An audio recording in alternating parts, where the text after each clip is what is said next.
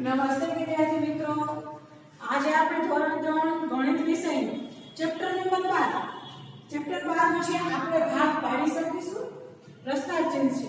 તો આપણે અમુક સંખ્યા હોય એને ભાગ પાડવાના છે. તો ક્યારે ભાગ પાડી શકીએ, કઈ સંખ્યાનો ભાગ પડી શકે અને કઈ સંખ્યાનો ભાગ ન પડી શકે એ વસ્તુ છે આપણે આ સ્વાધ્યાયમાં આપણે આ ચેપ્ટરમાં જોવાનું છે. બરાબર? તો સરખા જૂથ દ્વારા ભાગ પાડવા. તો આપણે શરૂઆત કરીએ ચિત્રના પ્રશ્ન દ્વારા. બરાબર? તો પ્રશ્ન કહે છે માગ્યા મુજબ જવાબ આપો. સરખા જૂથમાં એવું છે સરખા જૂથ દ્વારા ભાગ પાડો. તો આપણે સમજીએ જૂથ કોને કહેવાય, કુલ શું છે અને દરેક જૂથમાં શું છે. બરાબર? તો આ પ્રશ્નનો જવાબ આપણે પહેલું જોઈએ તો આમાં તમને એવો પ્રશ્ન છે કે કુલ ખાલીને પાંદડાઓ છે. હવે તમે જો અહીંયા 1 2 3 ને 4 બરાબર દરેક ડાળી છે નાની ડાળીનું જૂથ છે એમાં પાંદડા છે. તો એના આના ઉપર પ્રશ્ન જવાબ દેવાનો છે માગ્યા મુજબ છે એટલે કુલ ખાલીને પાંદડાઓ છે તો આપણે પાંદડા ગણવાના છે. તો 1 2 3 ને 4 5 6 7 8 9 10 11 12 13 14 15 16 તો કુલ પાંદડાઓ 16 છે. જો આનો જવાબ બોલવાનો કેટલો 16 પાંદડા. કેમ કે હવે જો આગળ જો તમને ખબર પડશે તે ખાલી જગ્યા જૂથમાં છે. જૂથ એટલે બે કે તેથી વધારે સંખ્યાનું બનેલું હોય એને જૂથ કહેવાય. બરાબર? તો આપણે જૂથ જોવાનું. તો આ એક જૂથ, આ બે, આ ત્રણ અને ચાર શું કે છે 4 જૂથમાં છે. 16 પાંદડા છે એ 4 જૂથમાં વહેંચાયેલા છે અને ભાગ પડેલો છે. હવે એવું કહે છે કે દરેક જૂથમાં ખાલી જગ્યા પાંદડા છે. તો તમારે એક એક જૂથના પાંદડા જોવાના. તો જુઓ તમે આ પહેલું જૂથ છે તમે 1 2 3 ને 4. આ બીજું જૂથ છે 1 2 3 4. આ ત્રીજું જૂથ છે 1 2 3 4. આ ચોથું જૂથ 1 2 3 4. એટલે એવું કહેવા માંગે છે કે એક જૂથમાં કેટલા છે, દરેક જૂથમાં 4 પાંદડાઓ છે. બરાબર? એટલે શું થાય કે જો 4 જૂથ છે 4 પાંદડાઓ છે ચોકે 16 જવાબ આવે એટલે કુલ પાંદડાઓ 16 છે. હવે પછીનું જોઈએ આ તમે પતંગિયા દેખાય છે 1 2 ને 3. આમાં 1 2 ને 3. તો તમે એમ કહે છે કુલ ખાલી કે પતંગિયાઓ છે. તો કુલ પતંગિયા ગણો 1 2 3 4 5 6 લખવાનો. હવે એવું કહે છે કે ખાલી કે જૂથમાં છે તો આ બોક્સ છે એ એક જૂથ છે અને બરાબર આ બીજું જૂથ છે, બીજું બોક્સ છે બીજું જૂથ છે એટલે બે જૂથમાં છે. હવે દરેક જૂથમાં ખાલી કે પતંગિયાઓ છે. તો દરેક જૂથમાં એટલે 1 2 3 પતંગિયા, દરેક જૂથમાં 3 3 એટલે એક એક જૂથમાં 3 3 પતંગિયા છે. એટલે જો આનો બેનો ગુણાકાર કરો 3 ગુણ્યા 2 તો 2 ગુણ્યા 3 તો જવાબ આવશે 6. ટોટલ 6 પતંગિયા છે. તો આવા હજી આપણે 2 3 ઉદાહરણ જોઈએ. હવે આપણે 2 ઉદાહરણ જોઈએ આપણે આગળના.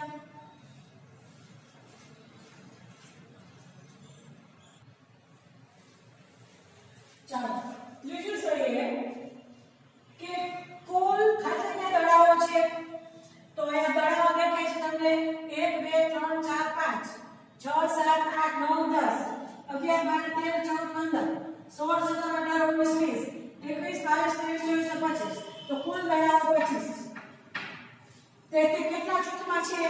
તો આ એક જૂથ, આ બીજું જૂથ, આ ત્રીજું, આ ચોથું અને આ પાંચમું. તો તે કુલ 5 જૂથમાં છે. દરેક જૂથમાં કેટલા દડાઓ છે તો ગણી લો 1 2 3 4 5. અને દરેક જૂથમાં 5 5 દડાઓ છે. તો 5 ગુણ્યા 5 25 અથવા 25 ને ભાગાકારમાં 5 કરો તો જવાબ 5 મળે. હવે એના પછીનું છે ચોથું. હવે દરેક જૂથમાં ખાલી જગ્યા તારા છે. હવે તારા પૂછે છે અને જૂથનું પૂછે છે, કુલ પૂછતા નથી. તો આ એક જૂથ દેખાય છે, આ પહેલું જૂથ અને આ બીજું જૂથ. તો દરેક જૂથમાં કેટલા ખાલી જગ્યા તારા છે તો એક જૂથ ગણી લો. એક દરેક જૂથ એટલે એક જૂથ એટલે 1 2 3 4 5 6 7 8 9 10. આમાં પણ જો 1 2 3 4 5 6 7 8 9 10. દરેક જૂથમાં 10 10 તારાઓ છે. જો એવો પ્રશ્ન પૂછ્યો હોય તો કુલ કેટલા તારા હોય તો તમારે એ લખવું પડે કુલ 20 તારા છે. હવે પાંચમો પ્રશ્ન પણ એવો છે દરેક જૂથમાં ખાલી જગ્યા તારા છે. તો તારાની સંખ્યા ગણી લો. આ પહેલું જૂથ છે અને આ બીજું જૂથ. તો 1 2 3 4 5 6 7 8 9. 1 2 3 4 5 6 7 8 9. તો દરેક જૂથમાં 9 9 તારાઓ છે. તો આ જૂથની આપણે ગણતરી કરતા શીખ અને એના ઉપરથી કુલની ગણતરી કરતા શીખ.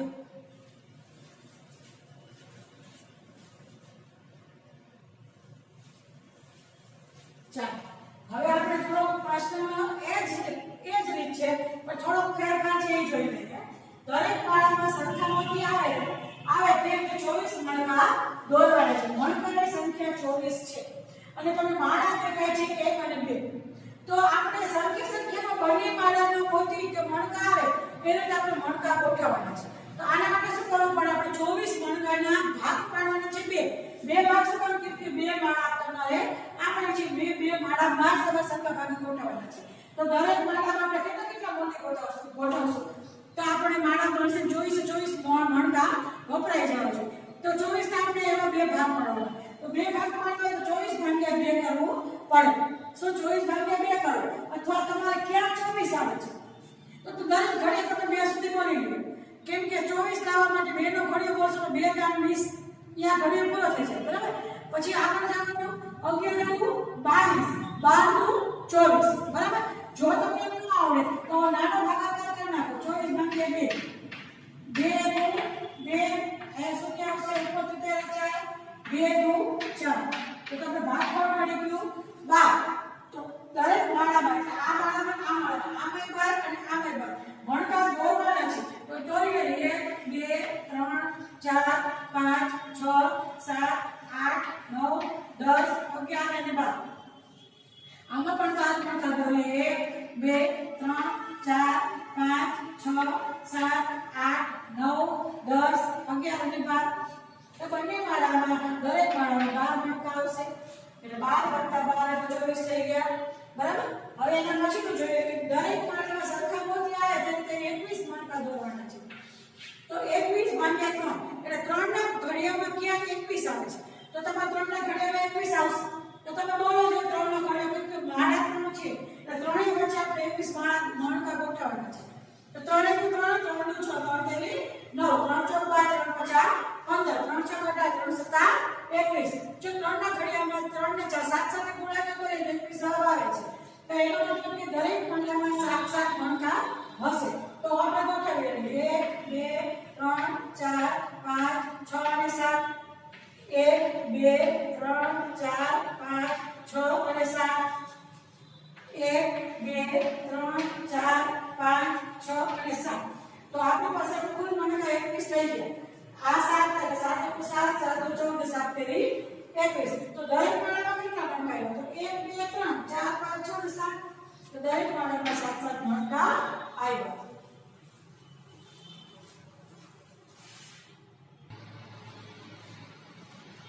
ચાલો પ્રશ્ન બીજો જોઈએ. 70 લાડવા છે. બરાબર? લાલુભાઈ લાડવા વાળાએ પોતાની દુકાનમાં લાડવા બનાવ્યા. તો લાડવાની સંખ્યા 70 છે. તો લાડવા બનાવે એટલે ટ્રેમાં તો ગોઠવવાના હોય. તો આપણે એની મદદ કરવાની છે. બરાબર? અને એના પર પ્રશ્ન જવાબ આપણે જે વિગત છે એના પર પ્રશ્ન જવાબ કરવાના છે. તો લાલુભાઈ લાડવા વાળાએ 70 લાડવા બનાવ્યા છે. તેને એક ટ્રેમાં 7 લાડવાની એક હરણ. શું કે છે? લાલુભાઈ લાડવા વાળાએ ઈ 7 લાડવાની 1 2 3 4 5 6 અને 7. તો એક લાડવાની જે પ્રથમ હરણ હતી 7 લાડવાની બનાવી છે. ટ્રેમાં 70 લાડવામાંથી બાકી રહેલ લાડવાને ગોઠવ્યા. તો લાલુભાઈએ 7 લાડવા એક ટ્રેમાં ગોઠવી દીધા. હવે 70 લાડવામાંથી 7 લાડવા બાદ થઈ છે. તો ખબર પડે કે બાકી રહેલા લાડવા કેટલા છે અને કેટલી લાઈન થશે. બરાબર? તો બાકી રહેલા લાડવાને ગોઠવ્યા. તો ટ્રેમાં 70 લાડવામાંથી 60 લાડવા. તો પેલા પ્રશ્ન જોઈએ 7 લાડવા ગોઠવ્યા કેટલા લાડવા બાકી હશે? તો 70 માંથી 70 માંથી તમારે 7 લાડવા બાદ કરો. 70 માંથી 7 લાડવા બાદ કરશો તો જવાબ કેટલા મળશે? આપણે કરી જોઈએ બાદબાકી. અહીંયા 6 અને અહીંયા 10. અહીંયા 3 અને અહીંયા 6 કેટલા આવશે? 63 લાડવા. તો પેલા એ લખી નાખો 63 લાડવા. બરાબર? તો આપણે પેલા ગોઠવવામાં મદદ કરવાની છે.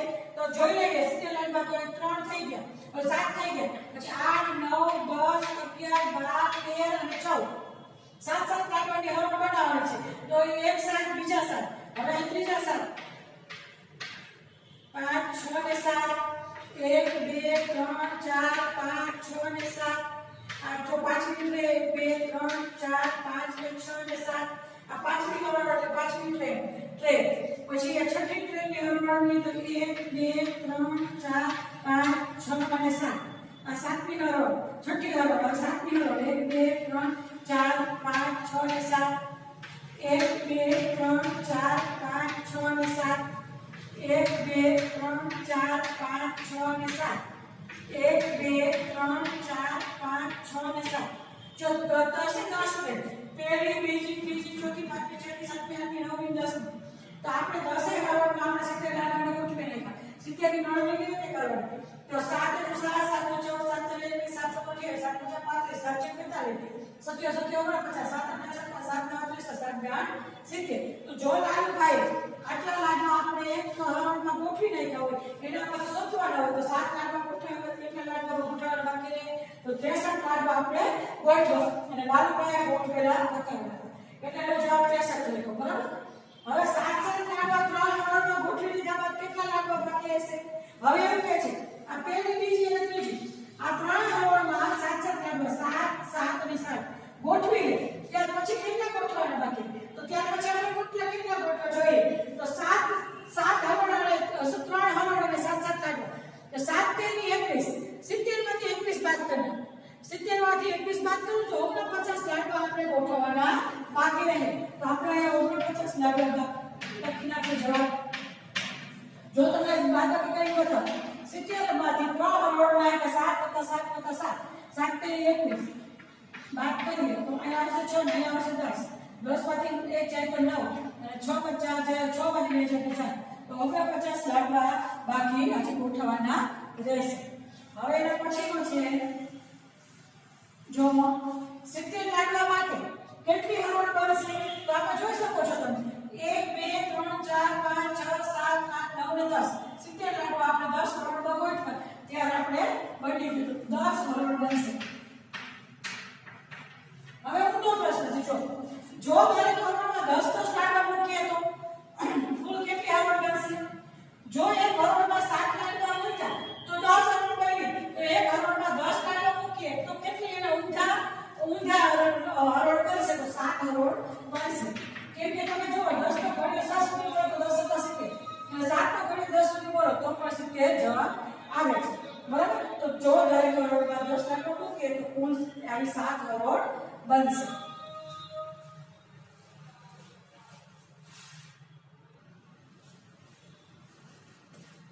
ચાલો પ્રશ્ન નંબર 3 જો 6 સફરજનને 2 સરખા ભાગ કરીએ તો દરેક ભાગમાં કેટલા સફરજન આવે પુનરાવર્તિત બાદબાકી સ્વરૂપમાં દર્શાવો પુનરાવર્તિત બાદબાકી એટલે શું બે વખત બાદબાકી કરીને આવે એ રીતે જવાબ ગોઠવવાનો છે તો આપણે ચિત્ર દ્વારા આપણે સમજીએ બરાબર તો 6 સફરજન તો પહેલા આપણે 6 સફરજન દોરીએ एक सफरजन 2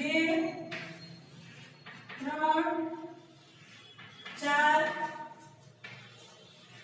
5 6 મારું ડ્રોઈંગ એટલું બધું સારું નથી એટલે જોજો તમે સફરજન છે હવે માંથી એવું છે કેટલી વાર બાદ કરી શકીએ તો પહેલા આપણે એક વાર બાદ કરી જોઈએ બે ભાગ પાડવા માટે તમને મોઢે ખબર છે કે બે વખત બાદ થઈ શકે તો આપણે જોઈએ બરાબર થાય છે કે નહીં હવે જો આમાંથી 0 0 આમાંથી આ બાદ થઈ ગયું હવે આ કેટલા સફરજન તો પહેલા લખી નાખો 6 સફરજન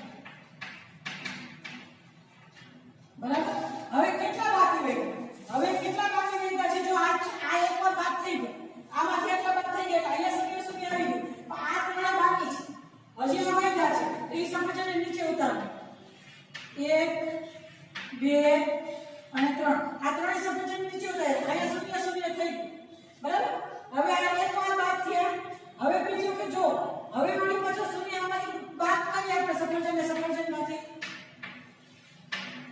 બરાબર તો આ 6 સફરજનમાંથી આ એક વાર બાદ થયા અને આ બીજી વખત બાદ થયા બરાબર તો કેટલી વખત બાદ થાય વધુમાં વધુ તો 6 માંથી 3 ને વધુમાં વધુ 2 વખત બાદ કરી શકાય કેમ કે આ 3 એક વાર બાદ થયા અને આ 3 બીજી વખત બાદ થયા બરાબર તો એનો મતલબ કે 6 ના તમે 2 ભાગ પાડવા હોય તો દરેકના ભાગમાં 3 સફરજન આવશે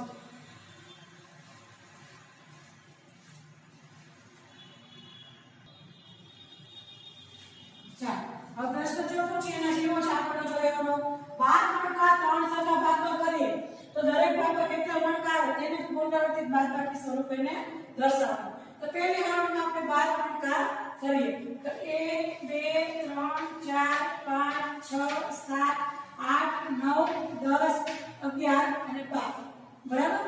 એના ત્રણ સરખા ભાગ પાડવાના છે 12 મણકા. તો 3 ના ઘડિયામાં ક્યાં 12 આવશે? 3 * 3 3 × 6 3 તેરી 9 3 × 4 12. એટલે ચાર ભાગ પડાય તમને ખબર છે. તો પહેલા જોઈએ આપણે ચાર મણકા બાદ કરી. આ ચારમાંથી 4 મણકા બાદ નીકળી ગયા. તો હવે કેટલા મણકા બાકી રહ્યા? 1 2 3 4 5 6 7 8. તો અહીંયા દોરીને 8 મણકા. હવે આ મણકા 12 મણકા હતા બરાબર? હવે આ 8 મણકા રહ્યા. હવે બીજી વખત બાદ કરી. હવે 4 મણકા બીજી વખત બાદ કરી.